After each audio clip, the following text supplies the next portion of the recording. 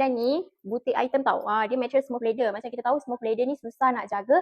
Tapi untuk J-Mark, you jangan risau sebab apa? J-Mark ni dia datang sekali dengan free dust bag. Okay. So dia ada free dust bag. Kalau you rasa tak nak pakai dah, you boleh simpan lah. So terjaga dia punya material. So ni dia punya free dust bag. So bag ni boleh shoulder, boleh crossbody, jenis lebar. So you boleh masuk long wallet, you boleh masuk any size pun tau. Belakang ni pun you boleh selip phone juga. Kita dah try, memang lepas. So let's say you leceh nak keluar masuk wallet sebab dia jenis flat magnetic ni kan. You boleh selip dekat bahagian belakang. Macam tu. So bag ni you boleh pakai shoulder jenis chain. You boleh pakai crossbody jenis canvas. Dia jenis tebal. Thank you tau yang follow kita. So ni dia punya long strap. Saya review long strap dia sebab certain people tak suka long strap macam ni. Setengah orang memang favourite dia. So saya bagi tahu awal, bag ni dia datang sekali dengan long strap yang canvas tebal warna putih gold. Macam ni. Warna oud macam tu. Okay, ada embroidery tulisan Marc Jacob dekat dia punya strap. Ni strap dia.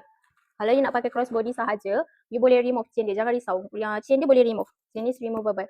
Jenis detachable. Sama dengan long strap dia. So untuk interior dalam, ada one slip pocket bahagian depan. Ni ada satu pocket depan. And then one zipper pocket dekat dalam. Boleh masuk any size phone, boleh masuk long wallet. Okay, ni I pakai shoulder. Okay, ni I pakai shoulder. Cantik je. Buat raya boleh, nak pergi kenduri boleh. Okay, sangat lawa. Okay, J-Mark. This one J-Mark. Kalau yang ini gelap kan, warna hitam kan. You nak warna cerah, ambil yang ini. Sebab dia sama je. Okay. Yang ini sama sahaja. Ni pun samalah free dust bag. So you tak perlu risau macam mana nak jaga material dia. Let's say nak pakai 2-3 kali saja, nak pakai untuk raya saja.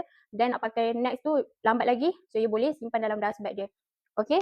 Yang ni bag nombor 20. Yang ini bag nombor 39. 39. Bag nombor 39. Yang ini muat lah kalau you guys nak bawa long wallet lepas. Any size pun lepas. Nak bawa power bank serentak sekaligus pun boleh juga.